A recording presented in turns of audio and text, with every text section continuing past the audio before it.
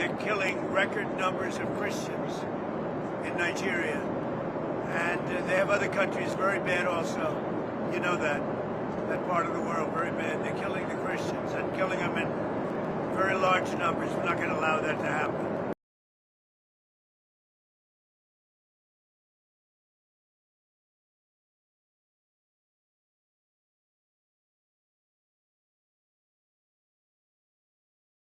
This is an incredibly complex question. Let me say this. Nigeria is a very complex country. The situation is very difficult and needs careful thought. It has religious issues involved in it. It has resource issues involved in it. It has different complexities. So I just think we need careful thinking through.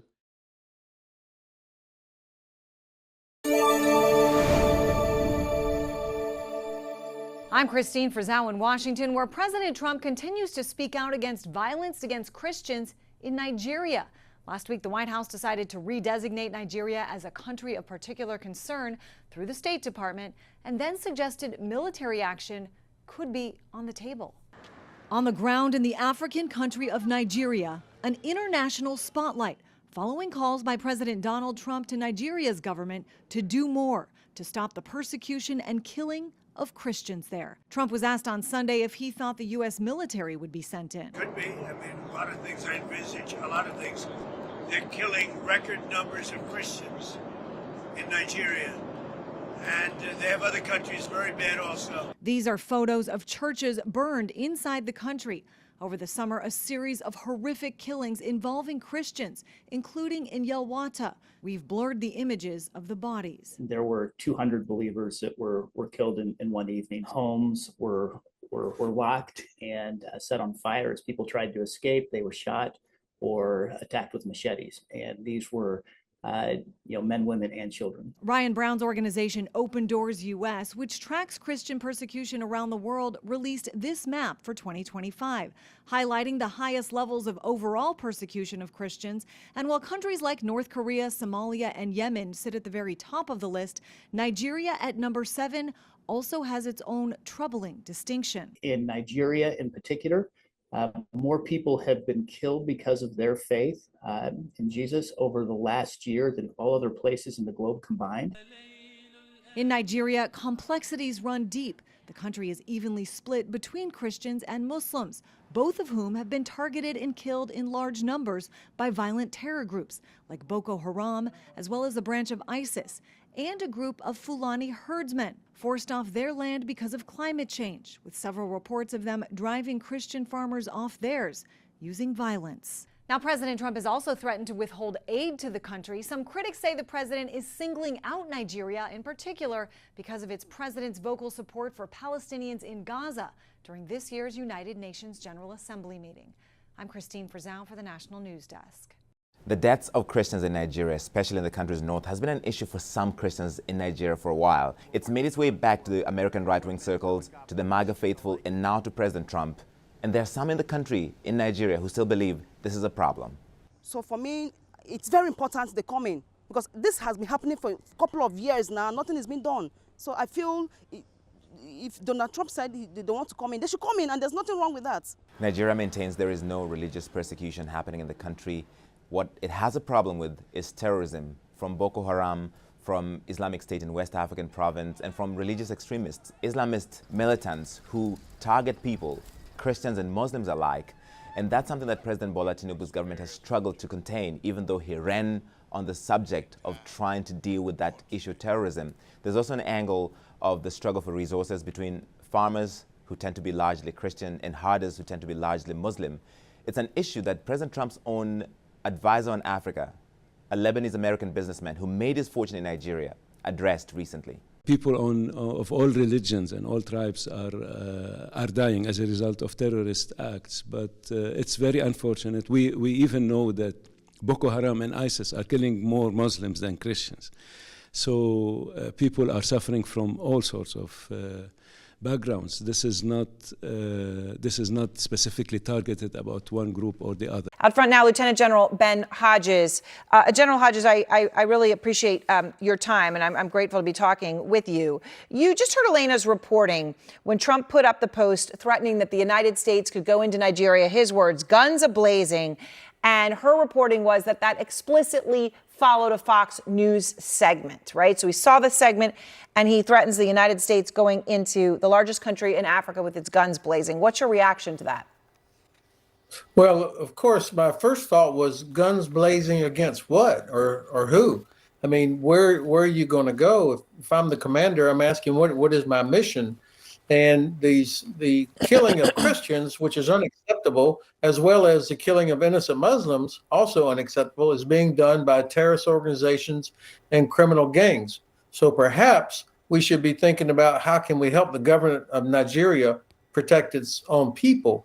And I think there are some economic tools, sanctions against some of the leaders so that they feel pressure and they're held accountable for doing what should be done. The lawlessness and the chaos, the gangs in Nigeria, it's certainly very present when you're on the ground there, as I've been in both Christian and Muslim areas. One Nigerian official responded to Trump's threat, General, specifically about U.S. troops, saying, we don't take it literally. Being a deal maker, that's his approach. So what does that say to you? Does that actually say that they don't take him seriously, that he's a joke? Or does it say the opposite, which is, okay, we don't take it literally, but let's have a conversation. We're willing to do a deal. How do you see it? Well, I think you could imagine why Nigerians might look at it both ways. I don't think it's a good sign when the president of the United States is not taken seriously, but it is unfortunately believable that people could think that this is the president of the United States wanting some sort of a deal to gain access to Nigeria's oil or mineral resources. I mean, now that seems plausible. But I don't see any sort of a military solution for this other than helping Nigerian armed forces protect their own population. I said this came out of left field in the sense because Trump is, all of a sudden threatening Nigeria and deploying U.S. troops there when he's got a massive military buildup going on off the coast of Venezuela and has threatened to get rid of the dictator there, Maduro. Here's what he said last night in that interview on 60 Minutes. On Venezuela in particular, are Maduro's days as president numbered? I would say, yeah. I think so, yeah. So far, this is what we know, General, and we don't know a lot because there is a veil of ignorance that has been put over everything that the Trump administration is doing in Venezuela. But at least 64 people have been killed. We know of 16 known strikes on boats over the past 2 months. That's what we know of, and some of these they've been proud to put out there. But the Pentagon has intelligence suggesting that cocaine is far more likely to be trafficked from Colombia or Mexico, which is nice they're admitting that because that was very well known, instead of Venezuela. So what is the true purpose of these strikes? Is it clear to you? No, it seems to me, and of course, I, like all Americans, hate to see the flow of drugs coming into our country, killing thousands of people. But the audio and the video are not matching here. They're blowing up boats in the Caribbean coming from Venezuela, but fentanyl comes up through Mexico. And fentanyl has been the drug that they've talked about that's so terrible. And so, but the video, the ones you were just showing, that really catches your attention. And so this is the administration saying, look, we're doing something, even though the solution that they're using doesn't actually address the challenge, which then, of course, exactly as you said, because it's not clear what the objective is, it makes you start thinking this is about something else, such as potential regime change. Well, President Trump's comments painting Nigeria as anti-Christian has been met with reactions from the country's president, Bola Tinubu, who says that simply is not a reflection of his country. Also adding that his government has made concerted efforts in protecting the freedom of religion. We also heard earlier today from the WTO chief and former finance minister in Nigeria, Dr. Ngozi Okonjo-Iweala. This is what she had to say on the situation. This is an incredibly complex question. Let me say this. Nigeria is a very complex country. The situation is very difficult and needs careful thought. It has religious issues involved in it. It has resource issues involved in it. It has different complexities. So I just think we need careful thinking through. Now, complex is certainly the word to describe the issue of insecurity and insurgency in the country. And even though religion is a very important fault line in Nigeria, it's not the main driver of the violence. In fact, according to reports from individuals that have been monitoring the violence over the last few years, they say more Muslims are killed in these attacks. And the reason for this is because groups like Boko Haram or other ISIS-affiliated groups carry out their attacks primarily in the northeastern part of the country. Northern Nigeria is occupied primarily by Muslims, and the south is predominantly Christian. And so this is a very multi-layered and complex issue, as was said by the WTO chief. And it brings other issues such as conflicts over resources like land and livestock between herders and farmers. And so it definitely points to this issue of geography being a bigger determinant as to who is a victim than it is religion or faith. Victoria Rubadiri, CNN, Nairobi.